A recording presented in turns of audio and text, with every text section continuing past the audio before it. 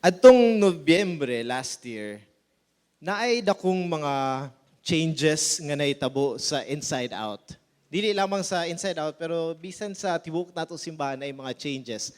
Pero sa Inside Out, ang una nga changes nga ang una nga change nga atong nakitaan kay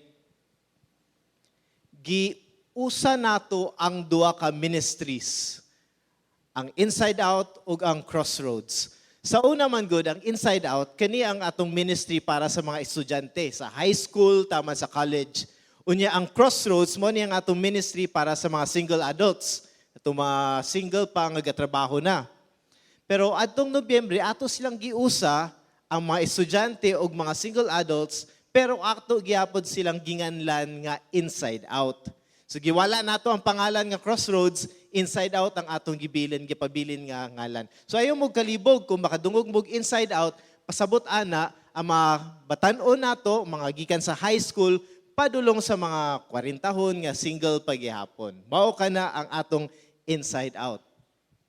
Ang usa pa nga pagbag-o, change nga nahitabo sa Inside Out kay giwala nato ang gathering nato sa Divisoria, giwala po nato ang gathering nato diri sa hub. Nisugot mi ani ang Inside Out leaders, nisugot ana tungod kay nakaibalo mi nga helpful sa mga bata nato, sa mga estudyante o sa mga single adults nga mahiusa diri sa simbahan nato pag worship gatherings.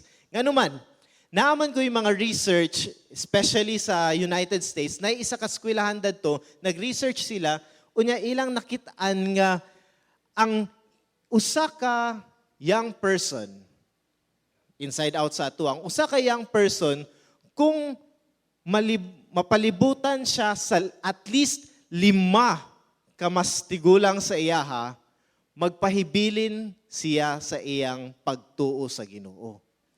Mao ka na ang research. So ingon mi, sige, ato lang intergenerational ang atong worship dire sa GCAF Main para pud matabangan ang atong mga kabatanunan. Usa pud ana, kay dili lang ang mga kabatanunan nato ang matabangan, apil ang mga idaran na pod.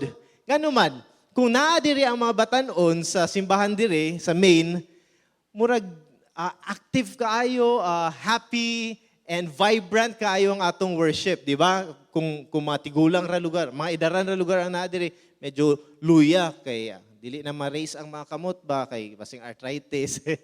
Pero bitaw, amo tong gidawat nga change because intergenerational worship can help our young people. By the way, ang mensahe nato karon gi-titled nato nga Raising Up the Younger Generations. Raising Up the Younger Generations. Ang Inside Out, kani ang ilang nahinsakupan. Ang Gen X, Gen Y, ug Gen Z. Ang Gen X, mo kini ang mga tao nga na gipanganak adtong 1960 to 1979. Pero dili tanan appeal sa Inside Out. Nganuman, naman gud uban sa Gen Xers minyo na. So dili na siya appeal sa Inside Out. Dadto na siya sa F1.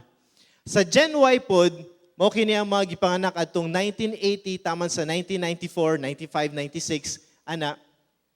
Kani ang gitawag nato nga millennials. Naana sila karon sa trabaho, wala ni sila nag-eskwela. Ang mga bata karon nga ga-eskwela, mao ni ang gitawag nato nga Gen Z or iGen ang tawag.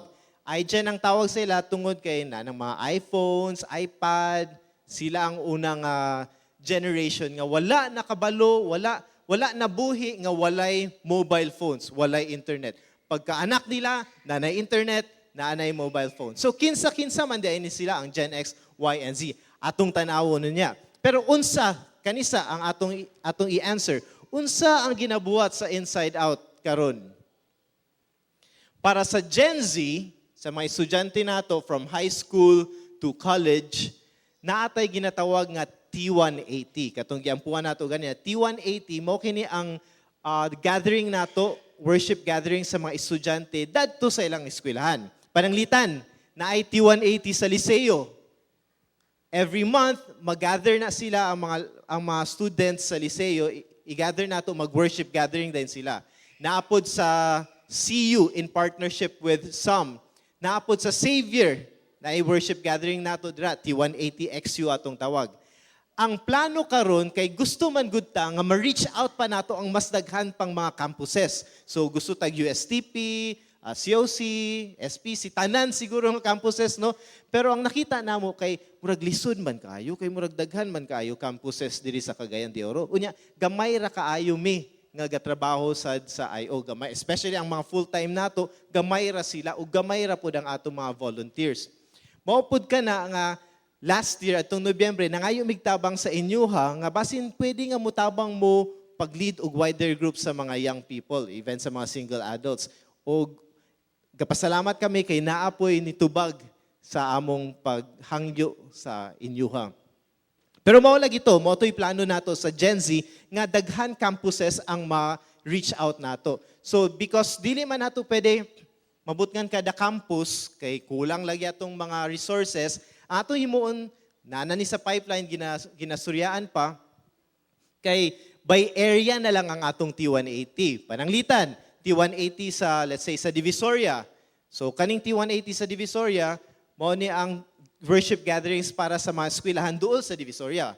Like Savior, Corpus, Oro Christian, OCGS, Oro Christian lagi, o mga Lourdes po apil. Naapoy T180 sa West or Carmen area. So COC, Liceo, Konghua, amo to sa pay mga eskwelahan dira. Pwede po diri sa Ketkay area. So naay MPSC, dili MPSC. Tinigo lang di ay na ba kinaraan. USTP, CU, SPC ta sa tingali, no? O basta daghan eskwelahan nga duol sa Limketkay. So mao na ang atong plano para sa Gen Z nato, worship gatherings for them. Sa Gen X pod ug sa Gen Y, mo kini na naman sila trabaho, murag galisod pod sila sa ilang schedule. So atong gihangyo sa mga Gen X ug Gen Y nato nga inside out kay sila ang mulid sa mga batan-on nato sa mga estudyante, sila ang mag-lead sa wider group. So kana pa lang ang atong mga ginabuhat karon sa inside out.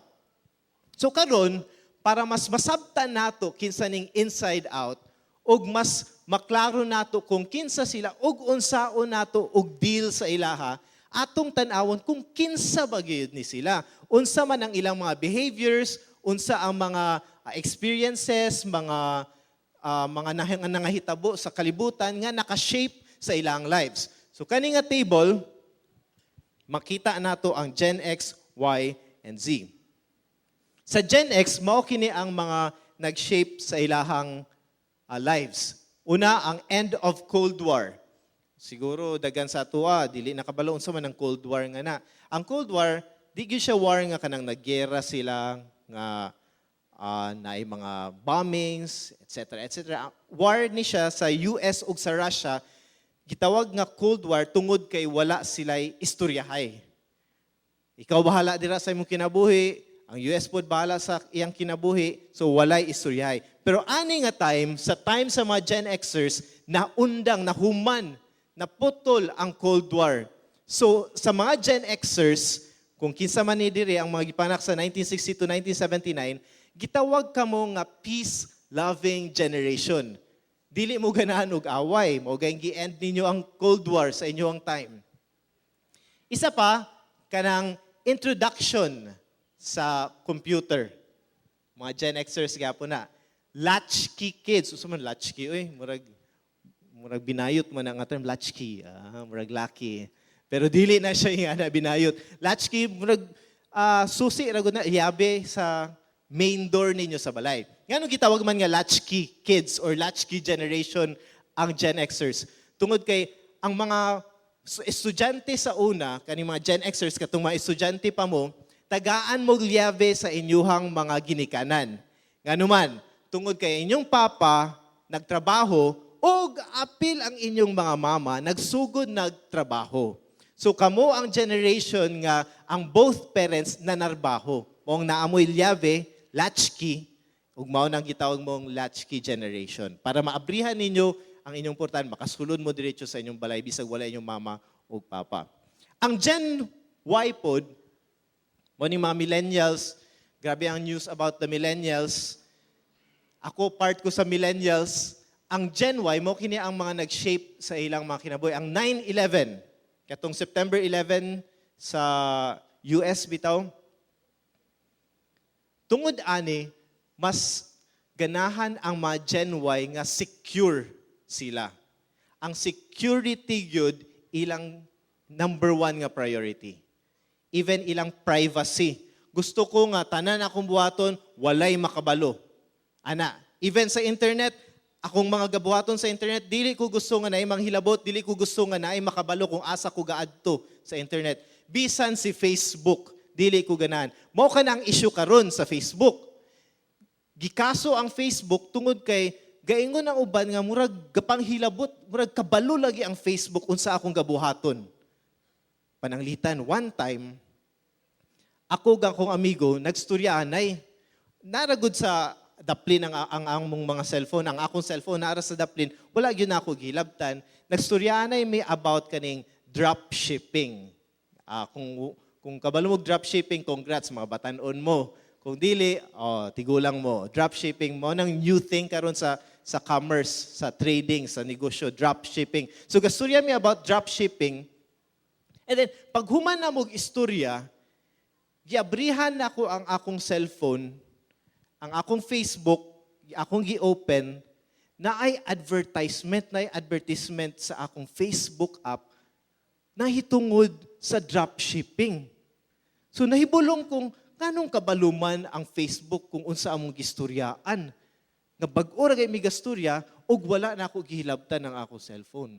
Mao ka na ang issue karon sa Facebook. Kabalo daw ang Facebook pasing gapaminaw kuno ang Facebook sa ato ang mga conversations. So halaka mo kanang mga inyong panlibak sa inyong mga silingan basing ma-advertise na sa inyong Facebook apps bitaw. Mao ka na privacy ang isa sa priority sa mga Gen Yers. Internet ug ang globalization isa po ni sa nag-shape sa ilaha. Tungod kay naanay internet, pwede ra nimo i-open imong cellphone, maka-search ra ka pirmi. Ug tungod kay naanay globalization, kung kinsa man ang nasa US, pwede na maabot sa taga-Amerika, sa taga-Pilipinas. Kung kinsa man ang taga-Australia, pwede na pod maabot sa taga-Pilipinas nga mag-face to face, di ba? Di na kailangan magkinit-anay in person. One time, nag-travel ko ba, dadto sa Italy, nagpuyo ko sa isa ka hostel. Kanang hostel, mura na siya dorm para sa mga travelers. Unya, na ako'y roommate nga babae, mga 23 anyos, 24 anyos, nga ito siya at nga time. So, millennial to siya. Nangutan ako sa iya, ha, pila ka bulan ka, siyempre in English, no, kay Colombian man siya. Yun ko, pila ka bulan ka nga mag-travel. Ako, 2 weeks ra ako mag-travel kay na may trabaho diri sa Pilipinas. Unya siya, niingon siya nga, 6 months ko mag-travel. Yun ko, 6 months? Grabe sa unsa lugar imong buhaton sa imong trabaho? Siya, gatrabaho man ko, samtang ga-travel. Unsa di imong trabaho? Marketing daw kuno siya.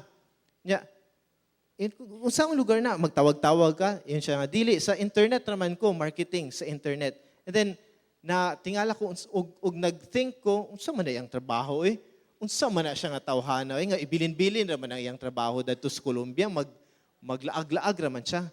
Pero lately this year nakabalo ko nga daghan man gyud kayo trabaho sa internet, kanang online work ba, even sa marketing, og mas dagko pa sila bayad kaysa sa bayad sa atua diri kung nagtrabaho ta diri sa Pilipinas. Mauday na nga maka-travel ra sila, mag-work sila sa ilang computer. Mao na ang effect. Daghan kayo millennials ngayong ana karon katrabaho lang sa internet og ganahan sila magsigig travel kay ganahan sila experience. Pangutanon nimo unsa man ang gusto nimo nga gift sa imong birthday? Murag di ra ba ko kabalo. Di sila ganahan mga material things, experience ilang ganahan mong travel. Mao na nga mag-open mo sa yung Facebook, tanawin yung profile ni Pastor Lani. Dagan kay siya travels, di ba? Millennial man go si Pastor Lani. O, napako yung story about travel. So, Gen Z na po sa ta. Ang Gen Z, or iGen, mo ni sila ang anad sa mobile phones. Mobile phones, open lang sila o cellphone na internet diretso. Social networks, gitawag sila nga digital natives kay gipanganak sila nga naanay internet, digital na ang world. O kaning Great Recession sa US man ni siya, murag na daot ang economy sa US atong 2008. So naka-shape ni siya sa ilang lives. Ang effect aning Great Recession kay ang mga Gen Zers na mga I think mga batanon pa sila ani nga time kaning sa 2008. So naka-live sila sa world nga dili bitaw hatag lang tanan. Hard ang ilahang lives, lisod ang ilang kinabuhi. So, ang mga researchers karon gaingon nga kaning mga Gen Z nga mga batanon mas hardworking ni sila sa future tungod kay naka-experience lagi sila og hardship. Kumpara sa mga Gen Yers, kami mga millennial kay stable man ang economy nato, namo atong nagdako mi. So mas complacent mi dili kay may ganan magtrabaho-trabaho kay mao lagi hinatag ratanan sa among mga ginikanan, mao na ang Gen Y. Sa Gen Z pod, tungod kay digital natives sila, kung pangutan-on ninyo inyong mga anak, unsay imong gusto pag dako nimo? Ang uban di ba moingon nga gusto ko nga mahimong YouTube star. Dili na gusto ko mahimong artista. Kay ang artista local ra na. Ang YouTube star pwede mag-international. Mao na ilang ganahan karon. YouTube. Kanipod ang Gen Z, inclusive. Sino say pasabutan na inclusive ton? Kanang kaya nila nga makig-dialogue, makig-istorya sa mga tao nga lahi sa ilang relihiyon, lahi sa ilang race, lahi sa ilang gender. Mo na nga ang mga Gen Zers, mas open sila aning SOGI bill. Kanimitong gay marriage nga bill, okay ra gyud kay na sa mga Gen Zers. Kano man, muingon man gud sila nga, kung unsay gusto sa uban, sige lang. Kay kung unsay gusto nako, mao'y akong gusto. Kung unsay gusto na, mao'y ilang gusto. Pasagdi sila. Pasagdi pod ko ninyo, ingana ang Gen Z. Pero ang Gen X, mga 1960s to 79, dili mo ganani nga na. Gusto mo kung unsay inyuha, mao gyud. Mga conservative pod kay ang mga Gen Xers. Now, nganong kailangan man nato istoryahan ang Gen X, Y, and Z? Tungod kay daghan mga batanon sa atong church. Daghan mga single adults sa atong church ngan ani sa Gen X, Gen Y ug Gen Z. Ug gusto nato nga masabtan nato ni nga mga henerasyon ug ma-reach out nato ni nga mga generations. Pero ang mga mas tigulang nga generation, tanawan niyo, hunahunaan ninyo. Ang mga Gen Xers, daghan kay sila saway nga maingon sa Gen Y. Ang mga Gen Y, wala pa kayo, pero for sure, daghan na sila mga saway nga maingon sa Gen Z. Ang mga baby boomers, ang generation before Gen X, daghan pod mga saway nga maingon sa Gen X. Tanan generation na agyoy ikasaway sa ilaha. In fact, sa Proverbs, giingon kini. There is a generation that curses its father and does not bless its mother.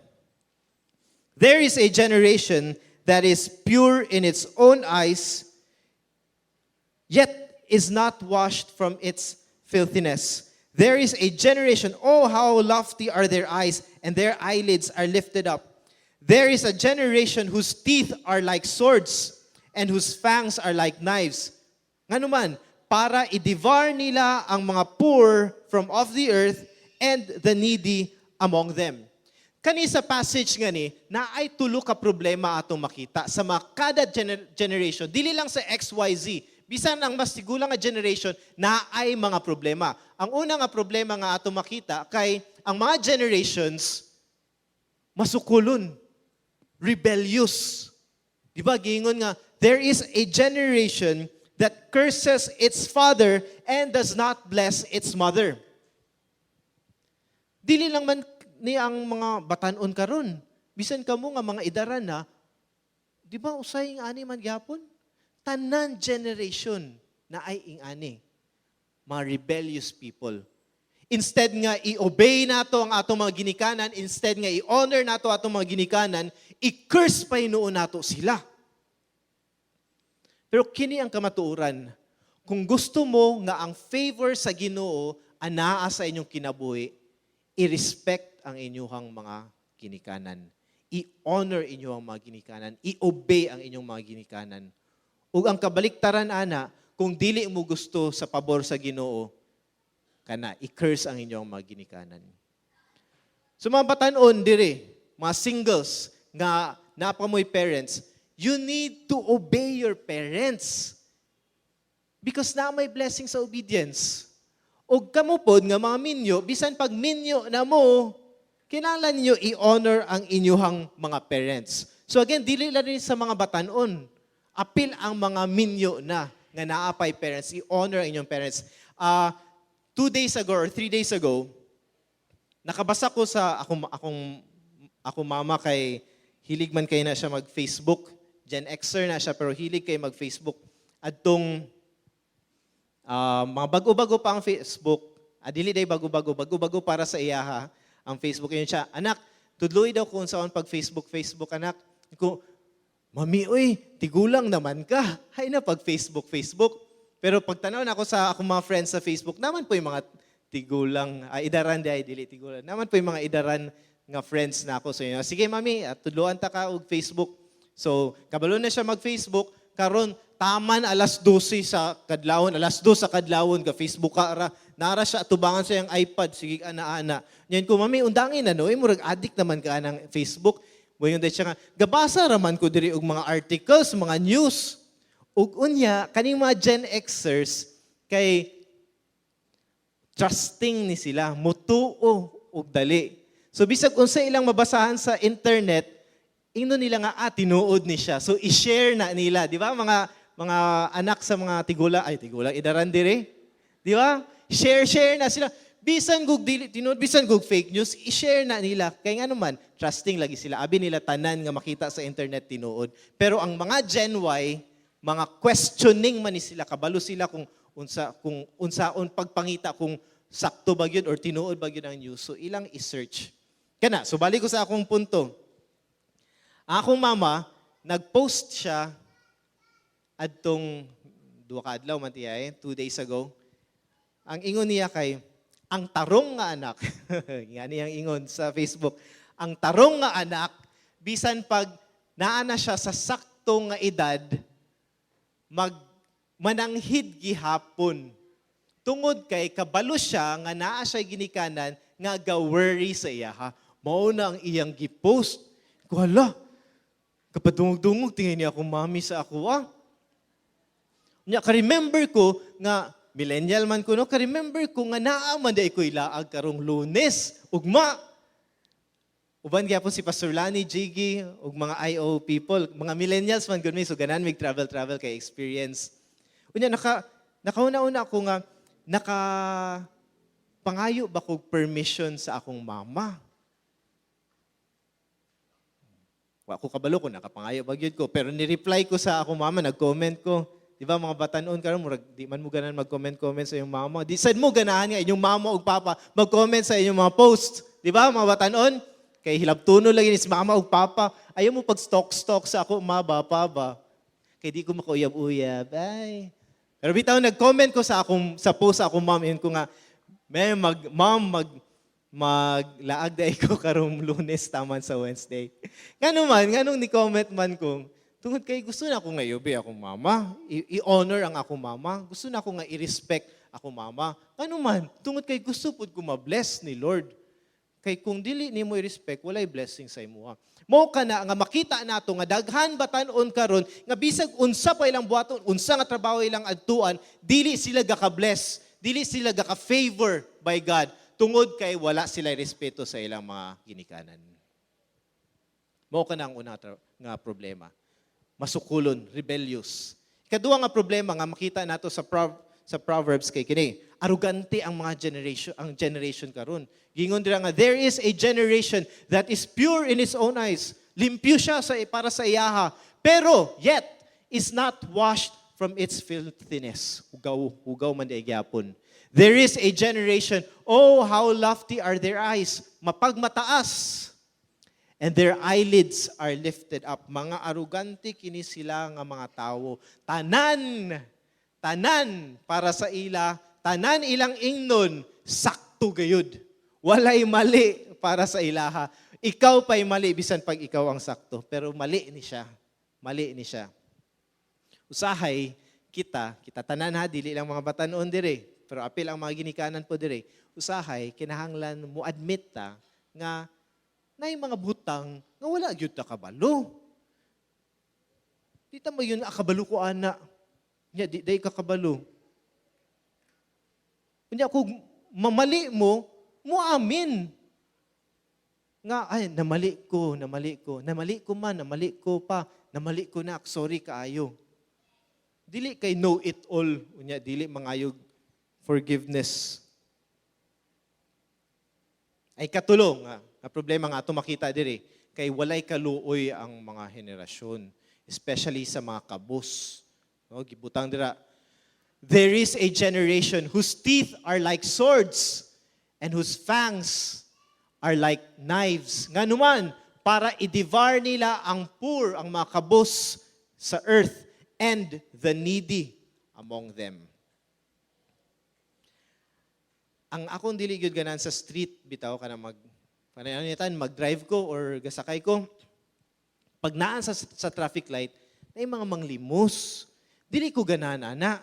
Ano man kay makakita man gud kog mga tawo nga gapamaligya sa street. Okay ra gyud ko ana, mamaligya sila. Pero kung manlimos sila, dili gyud ko ganana na. Ambot sa inyo ha. Naigaingon man gud sa akong aton, okay naman sad mo hatag usahay sa ilaha. Pero ako kay di gyud ko gahatag. Unless kana bitaw makita gyud nako nga kanang needy na gyud kayo, like mga tigulang. Pero naka-learn na pud ko lesson nako kay say na mga tigulang pud nga di man day tigulang, dili gyud siya tigulang kayo. Nya abi nako nga nagsakit lang iyang apo, pero 5 years na naapagyapon siya dira. 10 years na pagyapon, 1 million years na pagyapon, nang limos ra gyapon siya kay nagdala siya adtong ID nga nagsakit daw iyang apo. Kana dili ko gananana.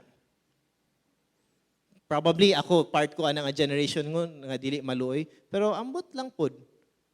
Kung mali ba gyud na, kamo na i-judge. Pero na ako'y i-confess sa inyo ha. Si Tony ako, leader sa IO, ga-preach, pero makasasala gyapon. Ug kaniyang ako i-confess sa inyo ha. One time na ako dira sa Divisoria na ay cafe ang akong amigo dira. Nagstay ko dira sa cafe and nag-inom ko sa milk tea. Nisulod nga street kid bitaw. Nisulod siya sa cafe. Nang limos siya sa mga tao. And ko, hawa diri. Ay dili hawa diri. Gawas diri sa cafe kay na may lain customers basing makaabala pa ka sa lain customers, gawas diri. So nigawas siya, pero lain iyang pagtanaw sa ako. Paggawas niya sa portahan, nagsyagita man siya. Kang syagit bitaw nga madunggan gyud sa tanan. O kung kailan mo sa ako, dili gyud ko ganahan og saba. Dili gyud. Bisag sa sakyanan, ang radyo, usahay, gusto ko nga off ra gyud ng radyo sa sakyanan. Kay di gyud ko ganagsaba, gusto ko nga silent. Gusto ko nga maka-reflect ko. Gusto ko nga makahuna-huna ko. Di gyud ko ganagsaba. Mo nang dili ko kabalo nga nung nahimo kong inside-out leader nga ang mga bata noon kay sabaan man kaayo ug mga active kaayo, di ba? Pero kato balik ko sa story. Nagsyagita na tong bata, unya katong nga time kapoy kaayo ko, kay daghan kay trabaho, irritable kay ko ato nga time, impatient kay ko nga time, unya nagsaba-saba ning bata ang ani.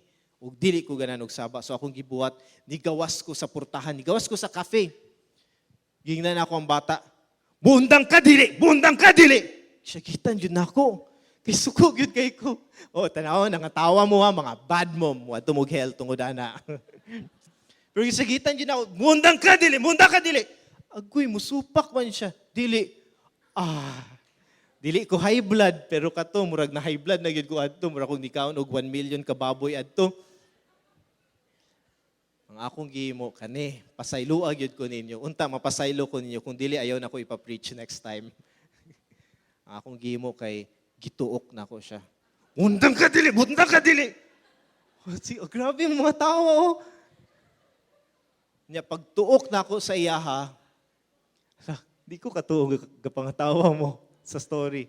Pero pagtuok na ako sa iya, naigo ang iyang ulo sa railings. Marag nitingog ang railings, bata man good siya, mga 8 years old, 7 years old tingali. So basing sakit to sa iyaha ba. O gibuyan ako siya. Nya nakitaan na ako sa iyang mata, nga murag kahilakon siya, ug murag niingon siya nga stop. Please stop. Kahilakon gyud siya. Nisulod ko sa cafe. Nihawa na tong bata, nisulod ko sa cafe. Na-realize na ako nga mali man gyud kay ito akong gibuhat. Mali pud ang gibuhat sa bata nga nagsyagit-syagit siya dadto, pero mali gyud ang akong gibuhat. Wala unta na ako gibuhat to. Ug dugay na gyud kaayo nga panahon nga wala ko naghilak. Pero katong adlaw nga to, katulog yun ko naghilaka tungod sa guilt. Karon kayo kay lako na pod ko. Tungod sa guilt, naghilak yun ko. Pero wala na to nag-stop ang story. Kay ingnon nyo nga, ay kani si Tony, kay bad yun kay ni siya. Preacher maunta. Pag humanad to, nakarealize ko nga, siguro kinalan ako siyang pangitaon kay or kung makita na ako siya usab, ako siyang librihan. Mo to akong ingon. So one time, nakita na ako siya, gabiin na to, nakita na ako siya, Dudong iyang pangalan, gipangutanan na ako. Kalidong magunsa ta, mag-atutag 7-Eleven. Unsa man imong gusto sa 7-Eleven? Gilibre na ako siya sa 7-Eleven. So ingon siya, Kuya, gusto kog sisig rice.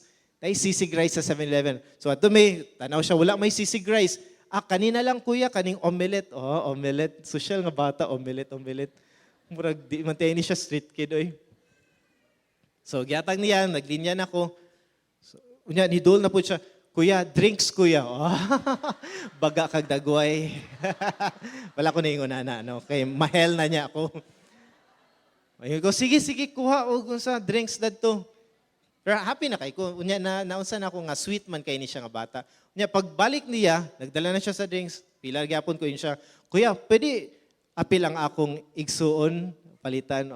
Dato ko na-touch kay akong heart kay palitan lagi niya yung igsuon. Basig dili po niya igsuon, no? Igsuon lang. Negative kayo. Pero katong nga experience ba, nakaingon ko nga, basig murag apil lagi ko nga ani nga generation nga dasmagan lang kalit ang mga kabus. Tungod kay kabus sila, dali ra kaayo sila awayon. And nag-regret yun ko, nangayon naman sad ko pasaylo sa atong Ginoo. So, ugsa kang dodong. So, kani ang mga problema nga makita nato sa tanan generations. Masukulon, rebellious, arrogante, o walay kaluoy sa mga kabus. Pero bisan pag-ingon ani, gagamiton pa man gyapon ta sa Ginoo.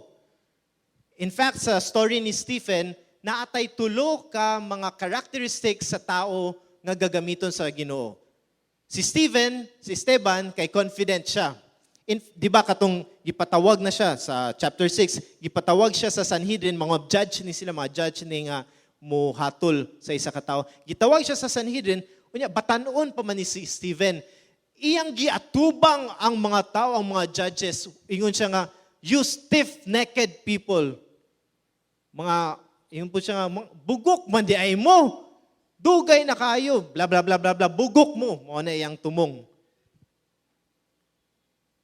Confident kay siya.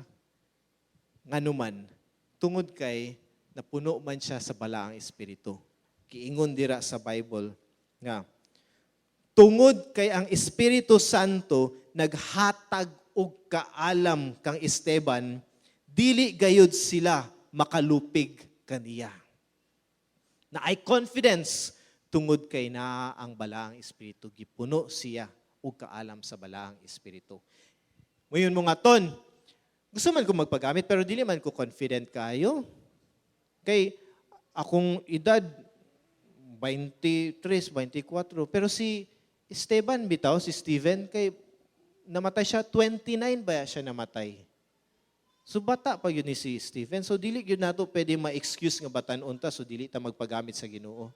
Muhinday ta nga, grabe ton, dili man ko pwede anaton kay labandera raman ko, uban siguro may banker raman ko, dili man ko pastor, dili man ko sama kang jigi nga bisan pag unsay himuon sa iyang pamilya kay padayon ra gyapon. Dili ko pastor ton. Si Esteban po, dili po siya pastor. Si Esteban, waiter ni siya. Ang storya ani man good kay katong time sa mga apostles sa Acts chapter 6, ang mga apostles ga-preach ni sila sa word of God. Bisan asa mag-preach sila sa Jerusalem. Unya ingon sila nga, taysa mag-preach ta pero kinahanglan po nato i-take care ang atong mga balo, mga widows dire.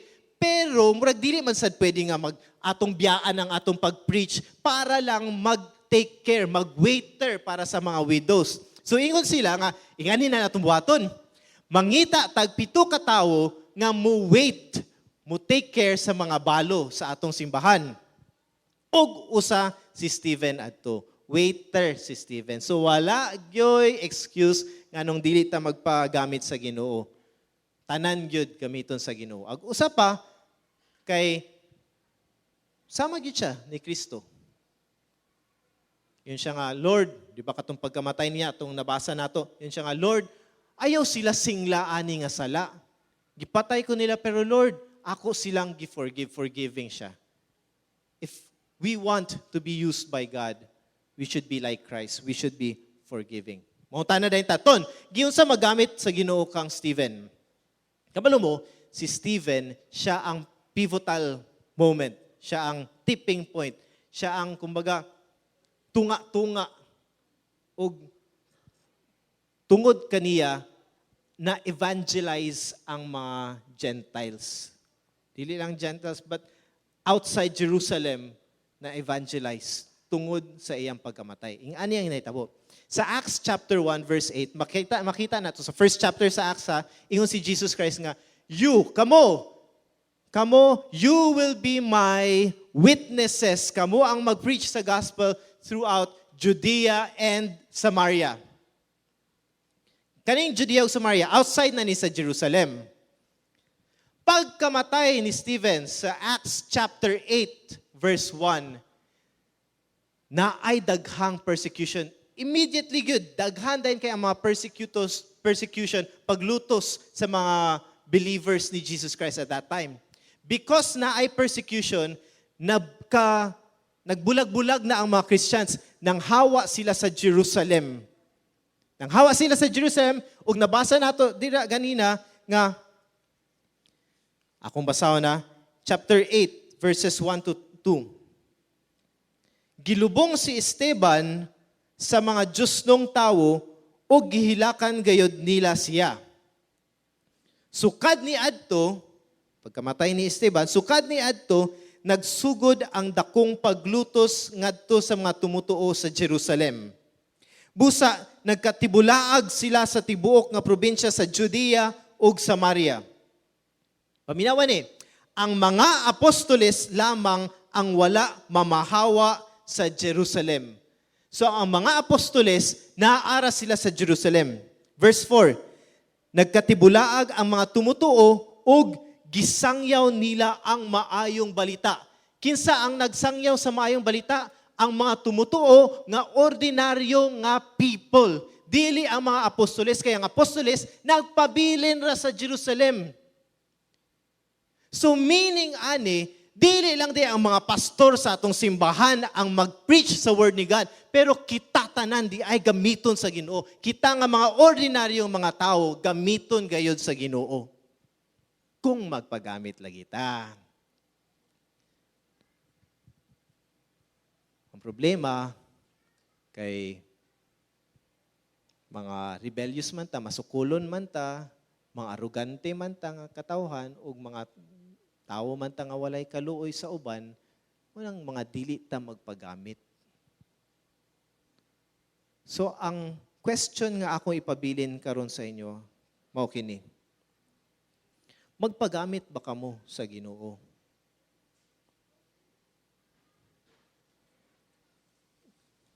Kay ang kamatuoran, kay mas daghan man ta nga ordinaryo nga tao nga ania sa simbahan kesa sa mga pastor. Ang mga full-time bitaw diri sa GCAF, 20 ra sila kabuok. Pero kita nga dili full-time sa GCAF, 1 million ta kabuok diri. Daghan gyud kaayo ta. Dili 1 million, mga 100 siguro.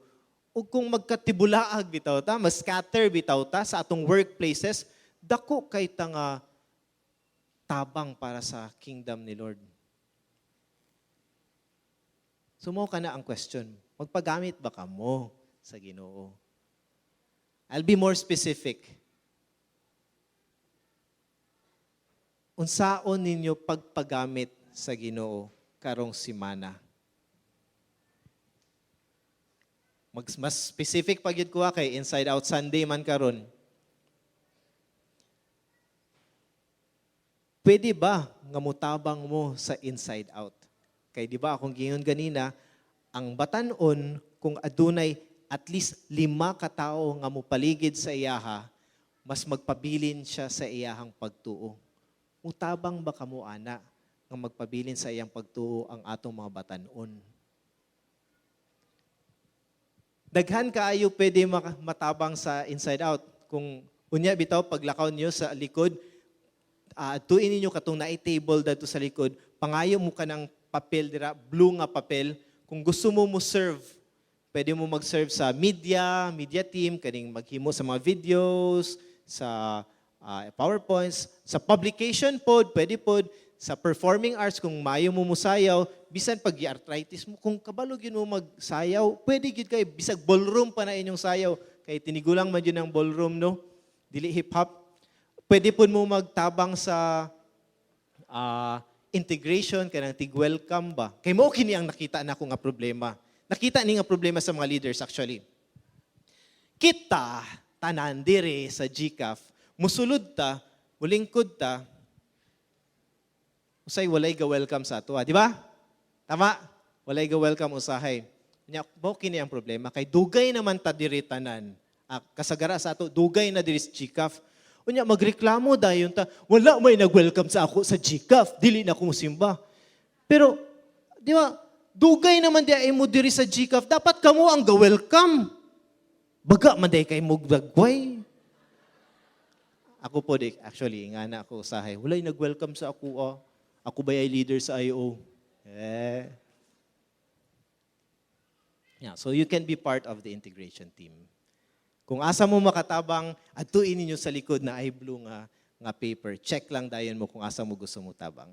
Why don't we pray? Let's all stand up and let's pray. Ginoo, salamat sa kinabuhi sa among brother nga si Jiggy. Salamat, Lord, nga imo gyud siyang gi-guide and gi-protect even sa mga panghitabo sa iyang kinabuhi. Lord, we pray nga ikaw ang mo-bless sa iyaha. Lord, we also thank you for our young people here in church, from the high school students to college and even to the single adults. We pray nga i-guide nimo sila sa ilang studies, sa ilang workplaces. We pray nga mo excel sila sa ilang kung asa man sila, and we pray nga mahimo silang influential sa ilahang mga workplaces o sa school. Sa ngalan ni Jesus, Amen.